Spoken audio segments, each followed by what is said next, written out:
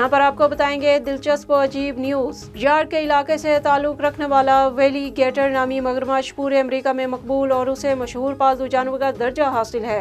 उसे टिकटॉक पर पसंद करने वालों की तादाद 80,000 से ज़ायद हो चुकी है। इस मगरमच्छ को इमोशनल स्पोर्ट जानवर का नाम भी दे दिया गया है, जिससे लोग जज्बाती लगाव रखते हैं। इस वक्त वेलीगेटर की उम्र 7 बरस है और लोग इसे बहुत पसंद करते हैं।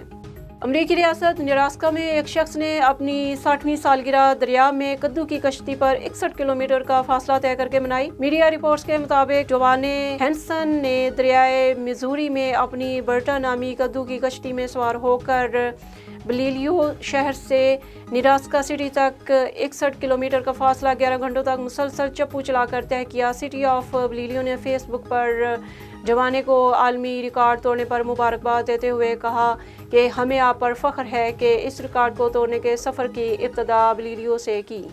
अगरचे अमेरिका में इस वक्त बेरोज़गारी और महंगाई का जोर है, लेकिन सैन फ्रांसिस्को की इंतज़ामिया ने कूड़े के ड्रमों पर कोई समझौता नहीं किया। अब शहर के लिए नए जदीद कूड़ेदान डिज़ाइन किए गए हैं, लेकिन हर प्रोटोटाइप पर 11 से 20,000 डॉलर की रकम खर्च हुई है। रवायती डब्बों के बारे में कहा जाता है कि जब कचरा चुनने वाले उन पर दावा बोलते हैं तो वो उलट जाते हैं और यूँ कचरा बाहर निकल जाता है। अब सैन फ्रांसिस्को इंतज़ामिया ने स्मार्ट कूड़ेदान के 3 डिज़ाइन हतमी मुंतखब करके उन्हें मशहूर मकामात पर लगाया है और आवाम से वोट के ज़रिए बेहतरीन डिज़ाइन की राय मांगी है।